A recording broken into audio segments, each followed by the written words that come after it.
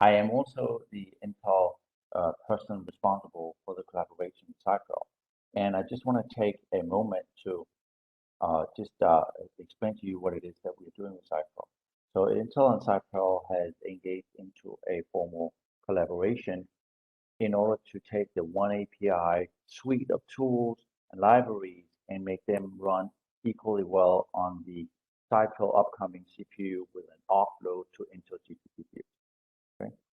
And this is a major task, but we think we can accomplish it in time for both for availability, production availability in 2 years from now, and a little bit less, and that will match also great availability of Cypher CPU with Intel GPUs on top of it. All right.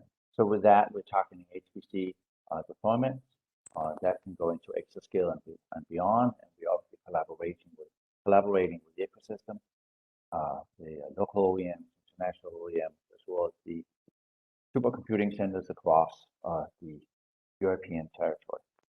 And if you have any further questions to the Intel Cypher collaboration, you can contact me.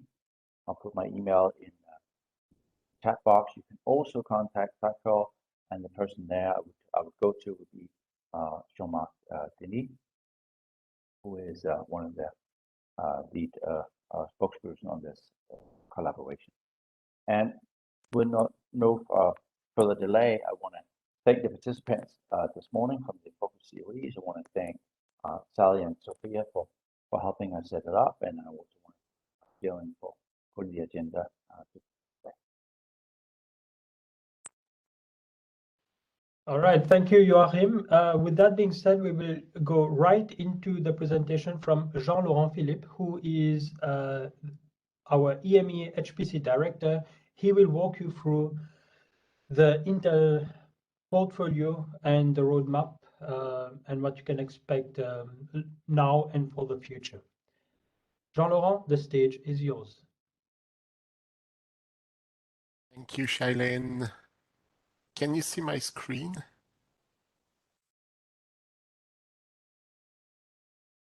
No, not yet. Not yet. Okay. Then Now, yes. Okay, good. Thank you. So I will take you today through the latest information that we have about the hardware roadmap for the data center, and especially for the HPC and AI infrastructures. I'll focus on the Sapphire Rapids, but I will start first with reminding you of what is available today with the third generation Xeon processor, Ice Lake. And then I'll also talk about Ponte Vecchio, and a little bit after that about what's coming in the further future, like 2024. So let's start with what's available now for the HPC and AI environments in terms of Xeon scalable processor, the third generation, codename Ice Lake, that we introduced early in 2021. Compared to the previous generation, the second generation of Intel Xeon scalable processor, this processor is bringing more performance, more capabilities, and I'll talk to them and I will show you how much it is bringing in terms of measured performance. We are bringing here a new I/O environment, a new core, more cores, a different memory interface, and therefore all of this together will increase the performance without creating any new bottleneck. So we have more cores, as I said, and there will be a cheat sheet on the next slide. But what we can see here is that we are increasing significantly the instruction per clock. We will have more cores, each of them with more cache. There will be more memory to serve them and not starve them. will be able to support even more memory with the Intel Optane persistent memory. For the I/O, we are moving from PCIe Gen 3 to PCIe Gen 4. We have also more lanes, 64 instead of 48. And still we have the AVX512 accelerator that is bringing a lot of performance for the application that have been enabled with it. We have DL Boost for the AI that used to be called VNNI, Vector Neural Network Instructions. And I will talk also about Speed Select, a new flexibility offered with the Intel Xeon third generation scalable processor. As I said, more cores, up to 40 now, more cache across all of the L1, L2 and last level cache. More memory channels running at a faster speed. Therefore, that means we avoid getting closer to the memory wall, the bytes per flop. And as I said, all of the I/O are really enhanced. AVX512, you know, it pays off a lot given all of the investment that Intel makes in the software ecosystem enabling. And the Optane persistent memory, the memory on the DIMMs that is persistent and that increases the total capacity, brings a lot of value, especially in AI. All this translates into significant performance increase, about 50% on a geo mean for the HPC application, globally about 53% as a geo mean overall. And as I said, this is taking advantage of all what has been done over the past 6, 7, 8 years in terms of AVX512 enabling with the applications, and we see a significant benefit for those applications. There are a lot that are available in various segments and domains of the science that take advantage of AVX512 and that indeed give a much higher TCO for running these applications on the Intel Xeon processors generation after generation.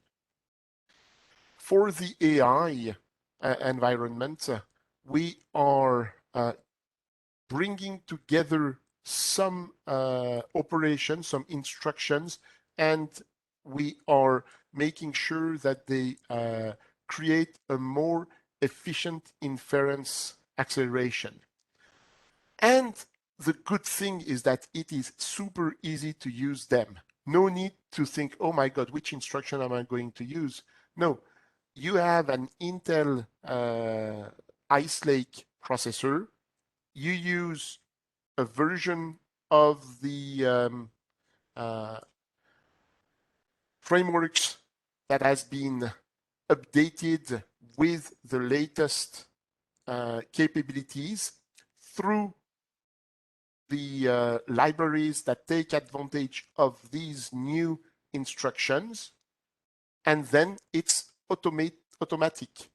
The versions of these frameworks call the Intel MKLDNN library, which itself calls the right instructions and increases the performance kind of for free because it's available as is and with no extra work required.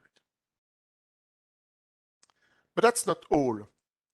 And among one of the key feature that we are bringing with the Ice Lake processor is the Speed Select technology.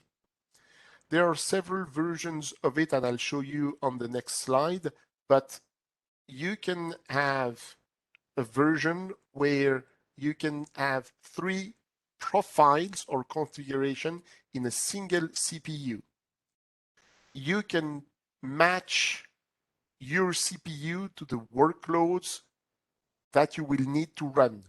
You can dynamically reconfigure the processor at runtime, which enables a much more efficient system it reduces complexities and costs and increases the TCO. I won't be long, but I want to give you a preview of this information, although hopefully some of you have seen it. The first one here on the left, which is the performance profile, the SSTPP, it shows here that if you choose the profile of your processor with a certain number of cores, which is in this range here, then you will have a base frequency guaranteed. And that's the one that you will see in the arc.intel.com information. Assume that you want to run with less cores for any reason, like software licensing, or because you know that there will not be all of the cores used by the threads. Then you can decide to choose a lower number of cores to run, and then Intel guarantees a higher base frequency. And same thing for the third profile with less core and a higher base frequency. As you can see, the profile of the turbo is unchanged. There's another offering with Intel Speed Select technology called base frequency, where for a certain number of cores, if you choose this profile, then you can get them to run at a higher frequency while the other cores run at a lower frequency. Again, this is to help you get the most out of it.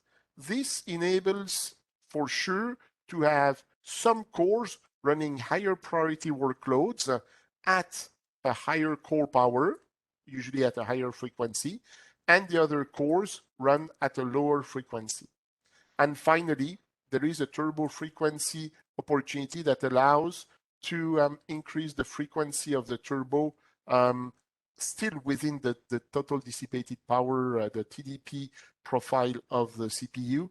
But all this is available in the Ice Lake processor, the Intel third generation scalable processor, and can be implemented at boot time and changed at boot time, or during runtime, and that's the new thing. So I was telling you that it enables in the range of 50-53% performance increase over the second generation of Xeon processors. And here I'm showing about 20 HPC workloads, and you can see that indeed they range from 17 to 70% more performance.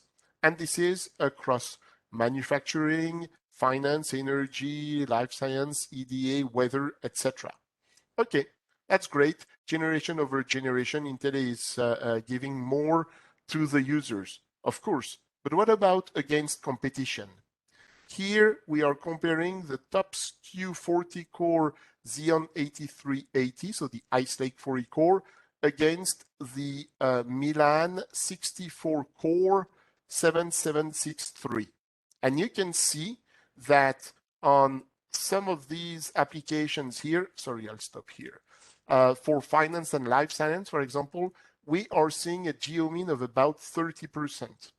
Of course, this is because not cores are created equal, but it is also because those cores include potentially some accelerations like AVX512, and that Intel has done a lot of work with the software vendors to make sure that they take advantage of these AVX512 features. That's one of them. This last one here is interesting because we are comparing two 32-core CPUs, the 8358 and the 7543 Milan. And you can see that on typically ANSYS Mechanical, but it's also true for some other codes, there is still a benefit for the Xeon processor, which means and proves what I just said a second ago, which is not all cores are created equal. So this is available from most of the OEMs at the moment, and there's a lot of platforms available, and we can see that at least in terms of processors, we don't have any constraint in the supply from Intel. Now, what's coming next? In 21, we had Ice Lake. In 2022, we are bringing to production the next generation codename Sapphire Rapids. But in 2022, we are also bringing the GPU that goes with it, and that you have heard of as part of the Aurora machine, which will have from the DOE in the US a peak performance greater than 2 exaflops, and Ponte Vecchio will be in that machine. But also in 2022, we'll be bringing to production a version of the Sapphire Rapids with HBM. And then later next year and the following years, we will be bringing new generations of those Xeon and GPU ingredients. As you can see, we are really looking at providing the hardware that will be supporting all of the types of workloads that can be, let's say, split into scalar, vector, matrix, and spatial types of environments and of instructions that are needed. And the idea is that having one version of the Intel ingredient capable of doing very well scalar, another one being capable of doing vector, another one being capable of doing matrix or spatial. Typically, spatial is done through FPGA. Matrix is something that we find for AI. Vector and scalar, we find them in the Xeon and in the workloads that we find in HPC. It would be good that in the future we look at having all of it or some of it all together in the same platform, and would be even better if at some point we have flexibility in choosing to have a little bit of everything, a lot of one thing and maybe less of some other things. And that's what we are doing by getting to the Xeon plus GPU line of product with the FPGA, and I will not be talking about FPGAs here, and with the AI accelerators that you have heard of in the Ice Lake, and you will see more of them in the Sapphire Rapids and in the GPU. So all of those ingredients are morphing to create a solution that will be capable of supporting all of the workloads in the future. And in 2022, as I said, we will have Sapphire Rapids and Ponte Vecchio. Let's focus on Sapphire Rapids for the moment. It will consist of performance cores. And if you've heard what Intel has announced about 10 days ago or something like that, or 2 weeks, in the Investor Day, we talked about the performance cores, the P cores, and the efficient cores, the E cores. The Xeon processor coming this year will consist of performance cores. But to those cores, we are also adding some AMX instructions, advanced matrix extensions, that are capable of supporting the AI inference and training capabilities. Again, as I said earlier, for VNNI or the DL Boost, directly included into the libraries that are called by the frameworks. And here we are not talking about working on small matrices of 3x3, 4x4, FP16 or int8.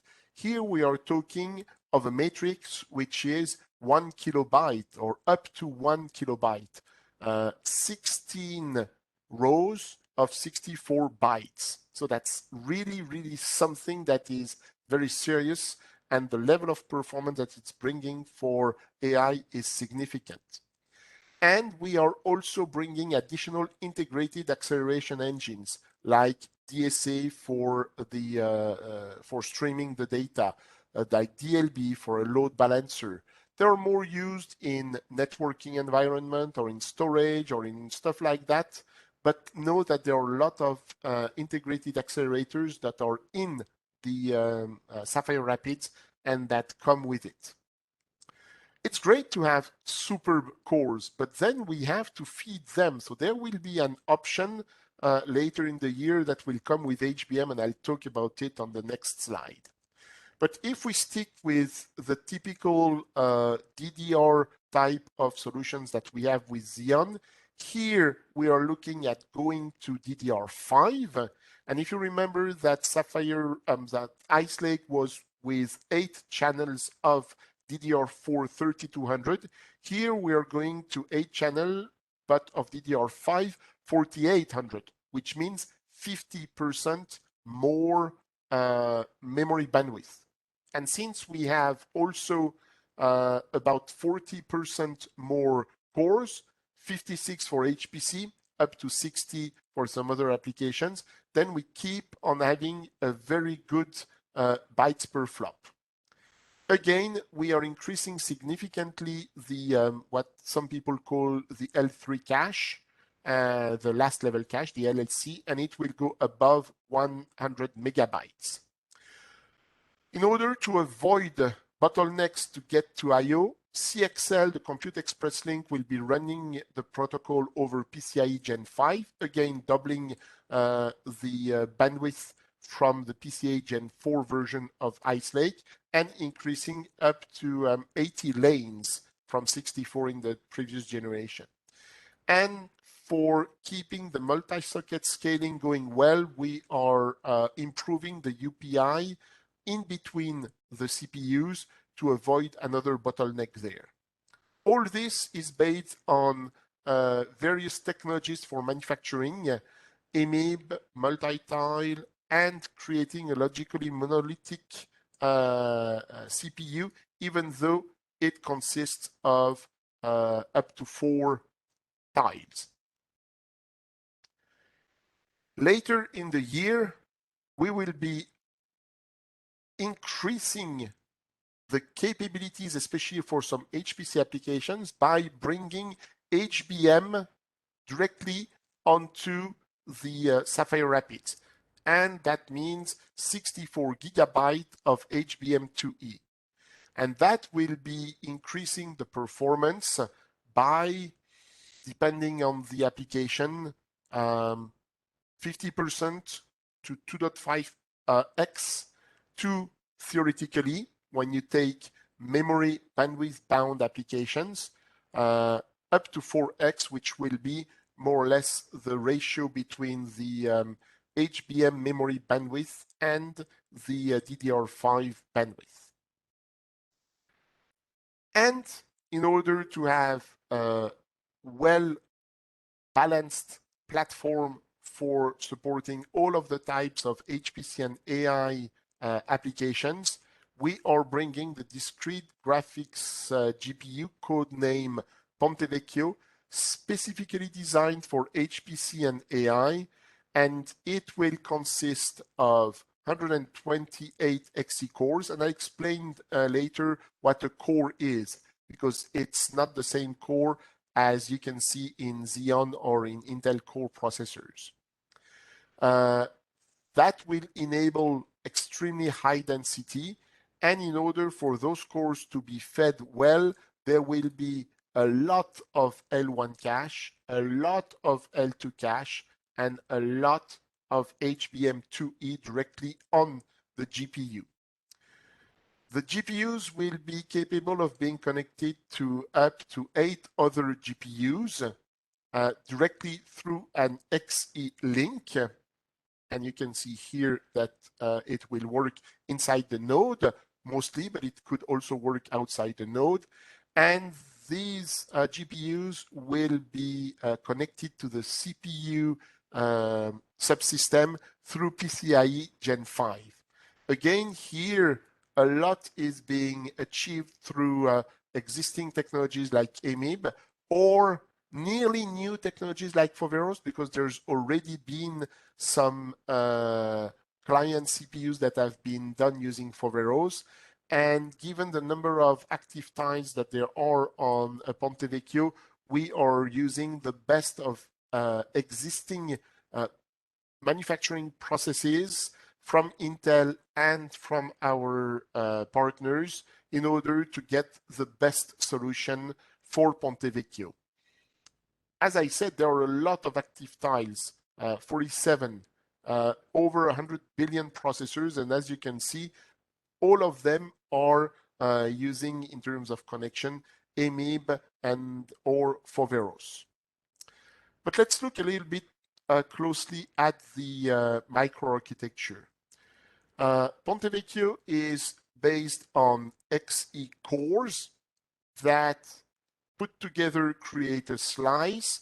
You put 4 slices together that create a stack, and you can have up to 2 of those to create a Ponte Vecchio, and the stacks are connected through XE links. Let's look at the core.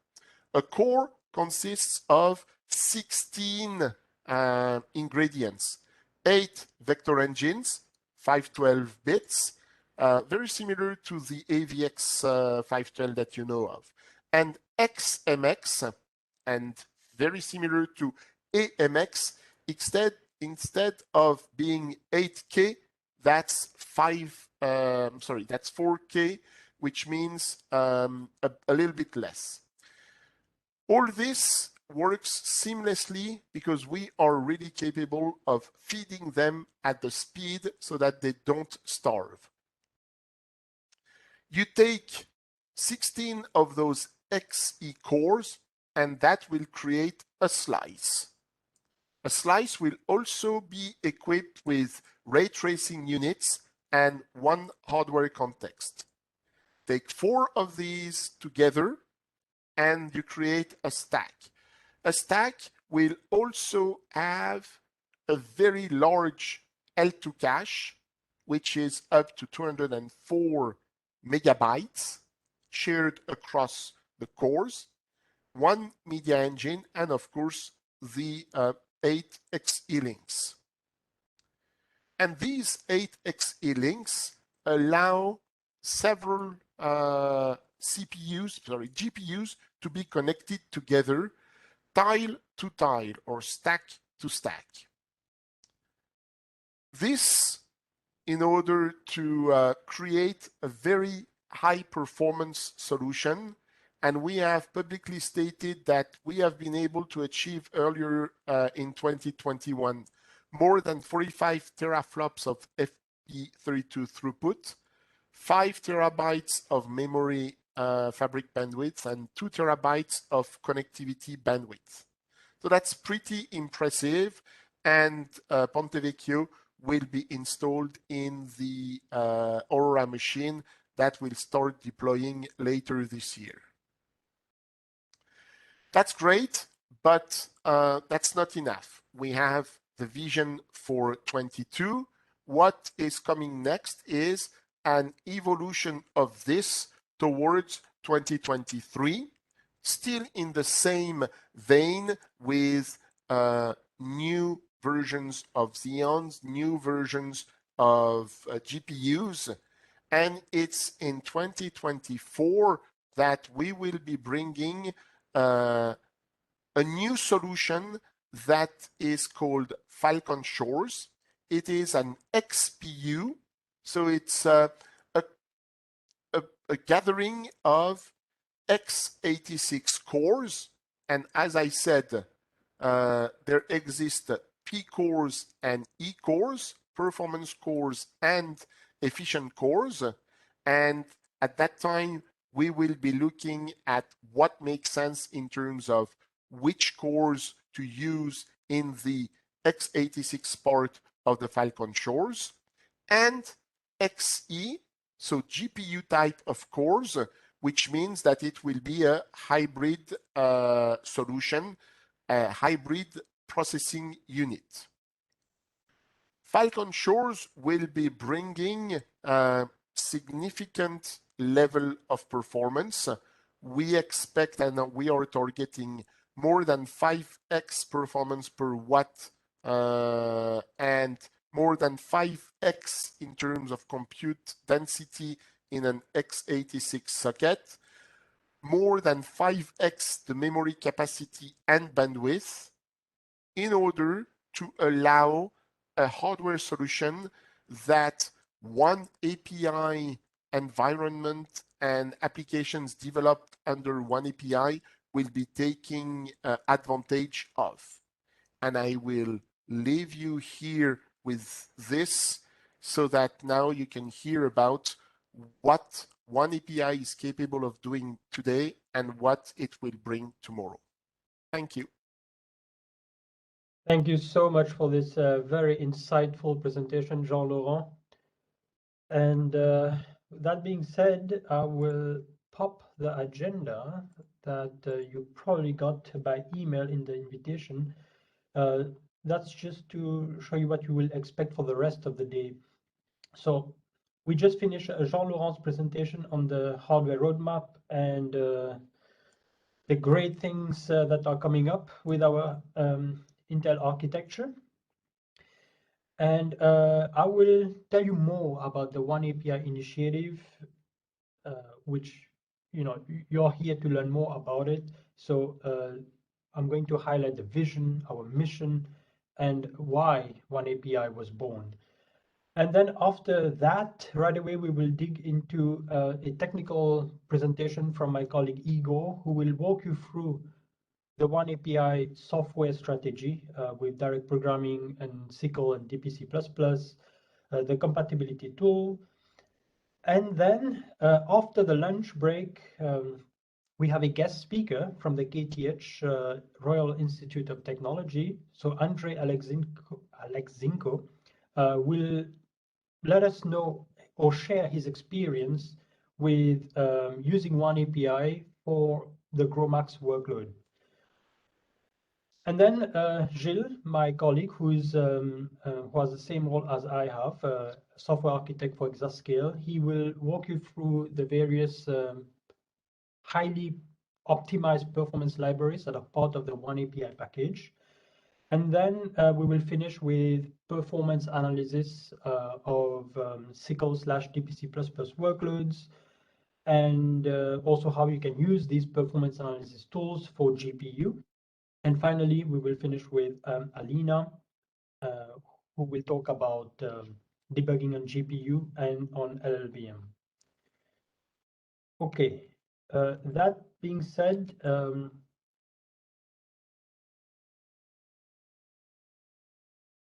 all right. I will also recommend that you note my email address. I'll be working closely with some of you, hopefully all of you. Let's see how that goes. And the goal is me to be like a person of contact. There is myself, there's Gilles, as well as Joachim. Please make sure that there is someone out there that you can reach out for learning more about oneAPI and also collaborate in the future. Now, you're here for oneAPI. Maybe you know it from previous workshops, or you have no idea. So maybe this one slide here can be quite useful. What is oneAPI? In a nutshell, a summary of it is oneAPI. It is a cross-industry. Let me actually turn on my laser. It's a cross-industry, and by being cross-industry, I also refer here by cross-architecture. It is an open, it is a standards-based unified programming model, and this is what my colleague Igor will be digging very deep later on today. This unified programming model that helps give developers a common experience across heterogeneous architectures, which Jean-Laurent has spent quite a lot of time discussing. So it is of no denial that the hardware landscape is very diverse today and also in the future. So with this huge diversity, it actually comes a fairly big programming challenge. So very often, these various hardware architectures like CPUs, GPUs, or ASICs or FPGAs, even other accelerators like tensor processing units, Maybe in the future you will come across neuromorphic architectures or even quantum architectures, right? So these various types of hardware architectures, they come with their own programming model, right? And you can already see that's a huge programming challenge if you want to leverage all of these architectures. Now, while it is true that this device specialization, it allows for optimized performance for a specific task based on the nature of your workload, the investment for developers to develop for these various accelerators, it's a lot of effort, right? And also developing for one type of architecture may not be easy while porting to a different one. So you can also go into undesired scenarios, for instance, being locked in on a particular hardware. That also leads to further undesirable scenarios where you're locked in with a specific vendor or a specific proprietary programming model, and that's not good for the future. There's also an economical impact to that. So Intel is aiming to solve this critical problem. After hearing the community, the people, the developers told us, this is an issue, please do something. So from that was born oneAPI. So the oneAPI actually is not just from Intel, it's an industry initiative. A lot of people coming together, putting their heads together and deciding on what would be the best for the future.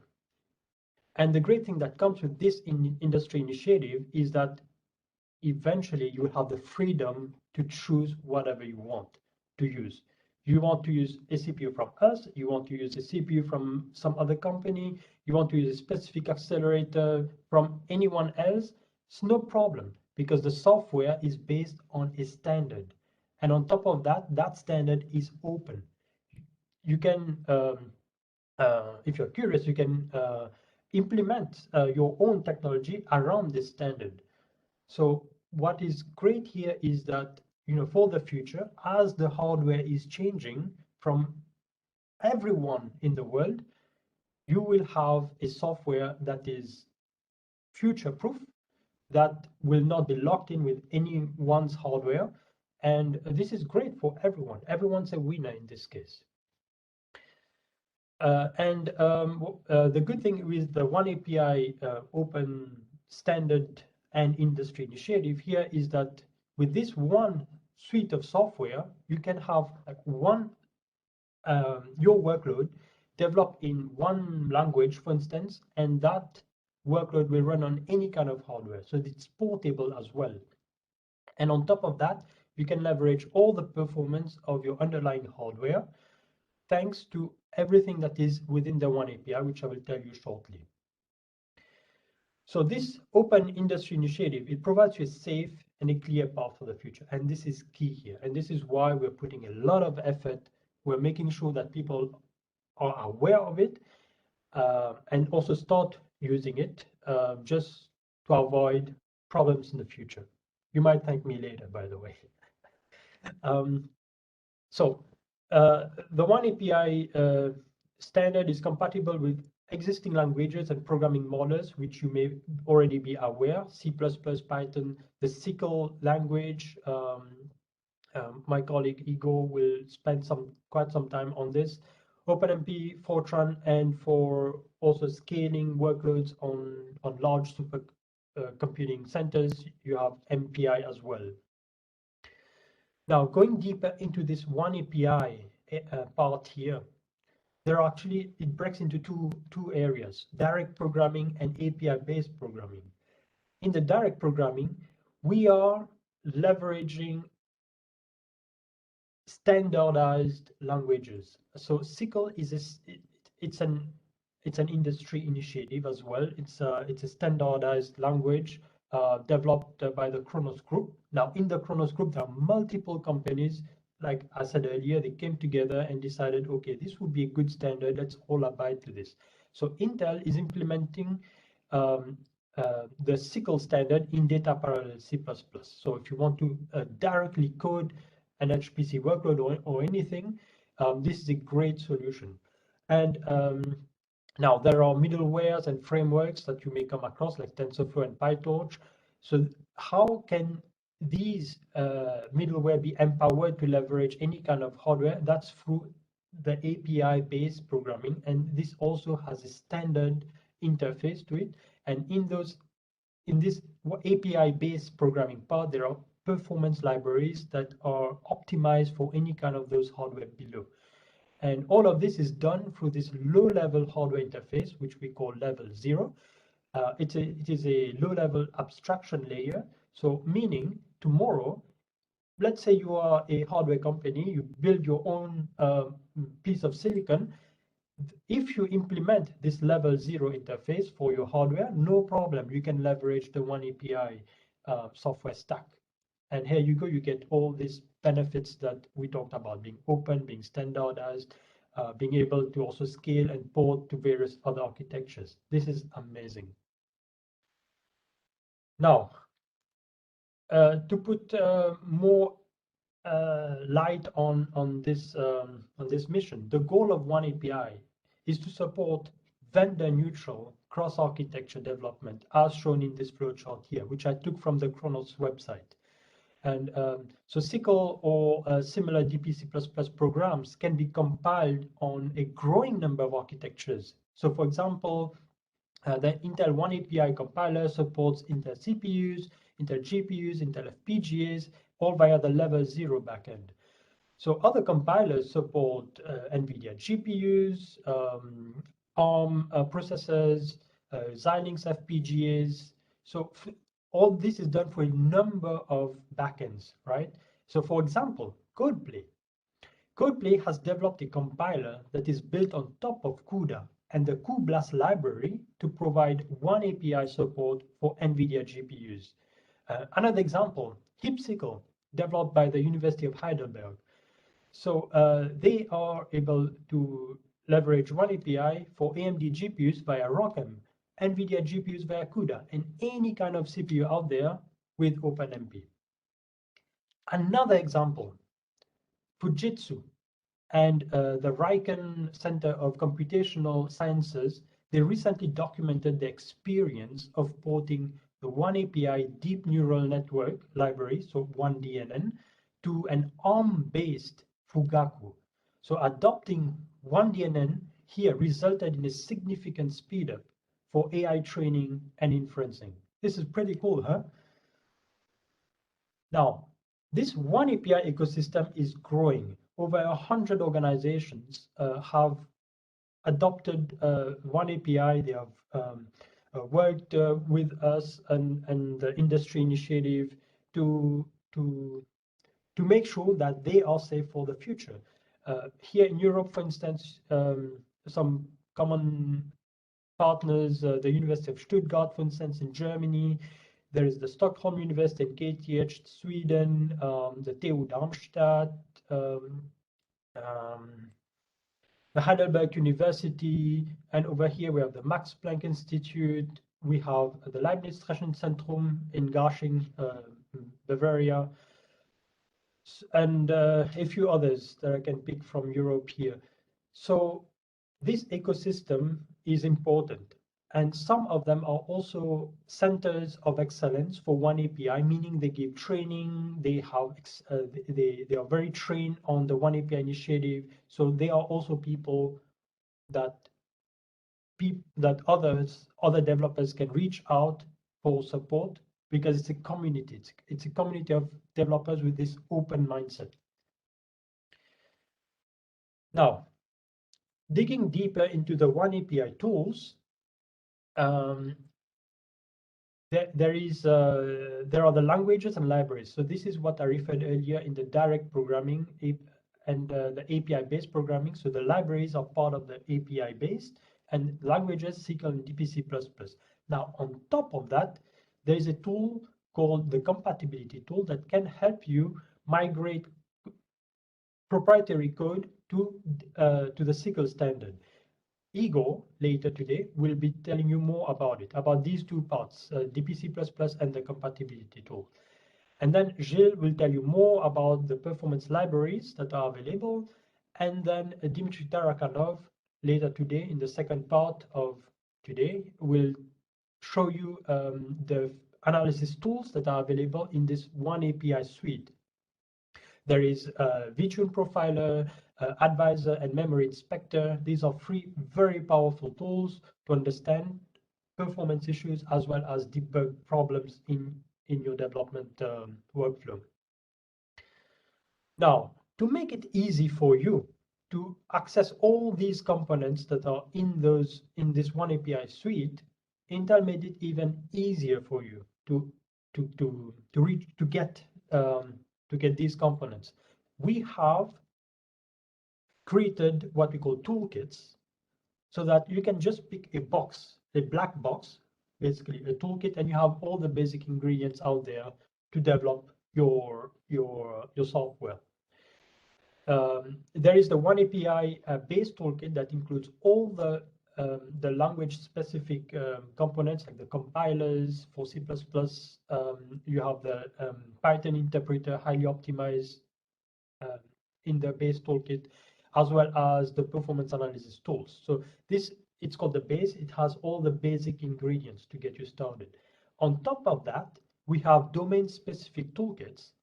If you're doing something in a specialized domain, for instance, for HPC, you can get the HPC toolkit that contains OpenMP, MPI, as well as Fortran bits. For AI, we have the oneAPI AI toolkit that has optimized frameworks and performance libraries. For instance, OneDAL is shipped with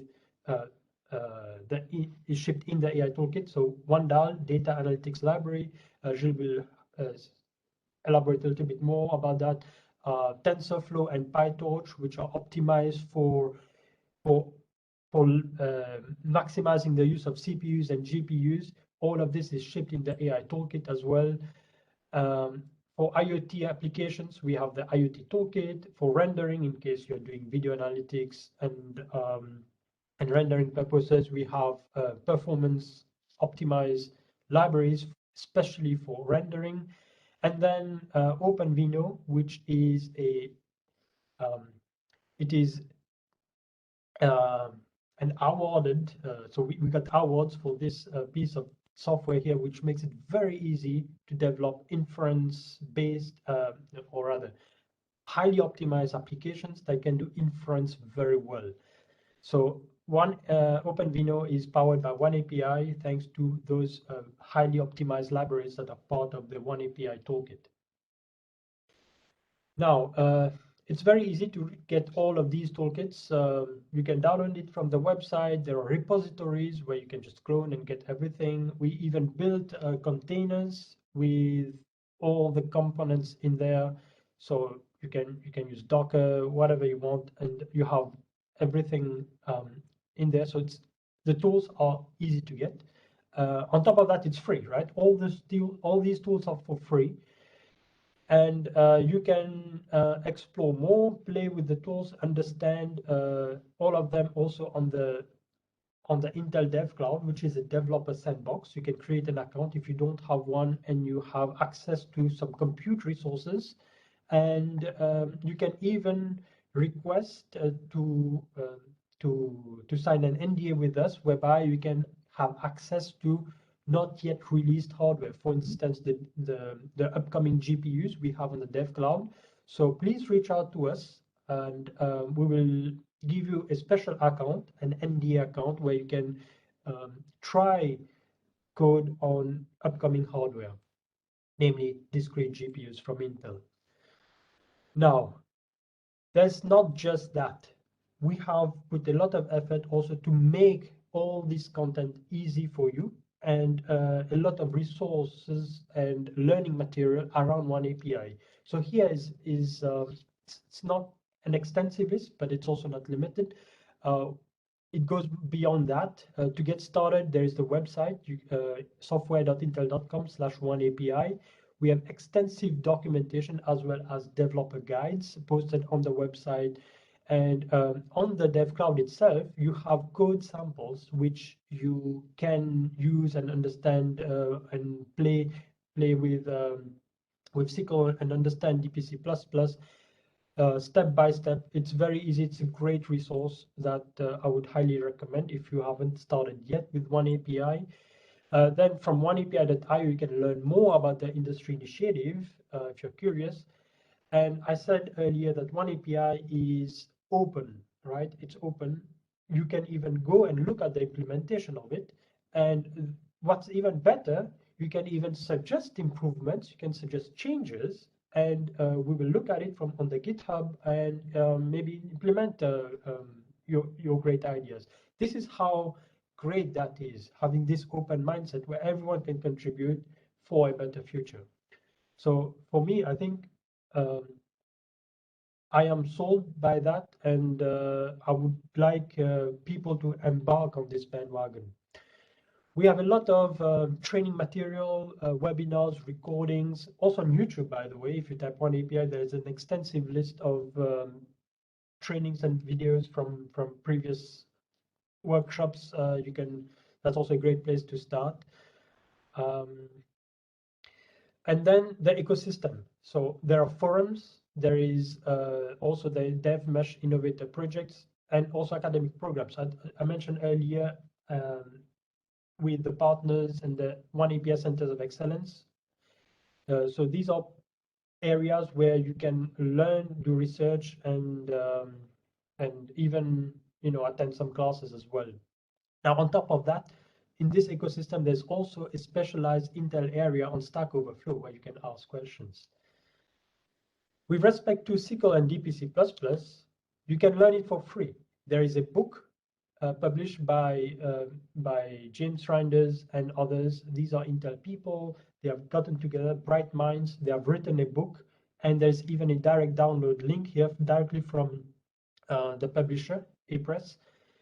You can go there, click on that. You will get the PDF where you can start and learn DPC++ for free. Now, there are some top takeaways and proof points with oneAPI. I will not read all of it, but walk you through some of the key ones. For instance, the Argonne National Labs. Jean-Laurent Philippe earlier mentioned it briefly. So they are leveraging heavily oneAPI to get the most of Aurora, which has a theoretical performance of more than 2 exaflops, and this is amazing. And in Berlin, the SUSE Institute, they have ported the Tsunami application EasyWave from CUDA to SQL, delivering performance across multiple architectures. So they were not locked into one vendor's hardware, but now they are able to leverage multiple vendors' architectures. Even let me jump down here. This, I think, is quite interesting. When you use FPGAs, usually you are using a specialized language like Verilog or VHDL. So Bitware was able to use oneAPI to now have an application that even runs faster in the scale of days as opposed to weeks using oneAPI. And now this program is portable to other architectures if they want to. This is amazing. To summarize what I have presented you today, so diverse workloads, spatial, matrix, vector, these diverse workloads, they're growing in number, and they need diverse type of hardware to run best. So this is this heterogeneous compute architecture.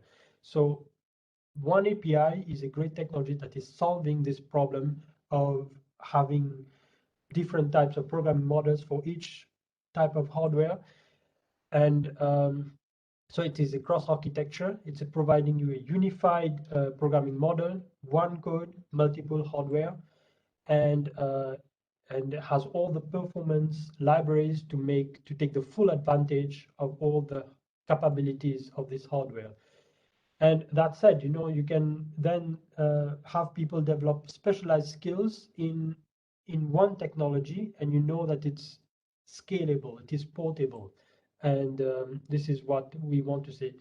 You can develop confidently. You don't need to develop your people skills in a certain technology and then be locked there, and that's a problem. Finally, there's a call to action. The call to action is please reach out to us for collaboration, or if you want to learn more, this is a one-day workshop. It is abridged, it is concise. There's a lot more. So if you would like to collaborate with us and learn more, we can extend on that. And I believe that together we can make sure that the future remains open, remains standardized, scalable, and is also portable everywhere you want to go. That being said, thank you very much for your attention. We will now go into the next part where my colleague Igor Forobsov, he's based in Germany, and he's a senior compiler technical consulting engineer, and he will dig into the direct programming with oneAPI compilers.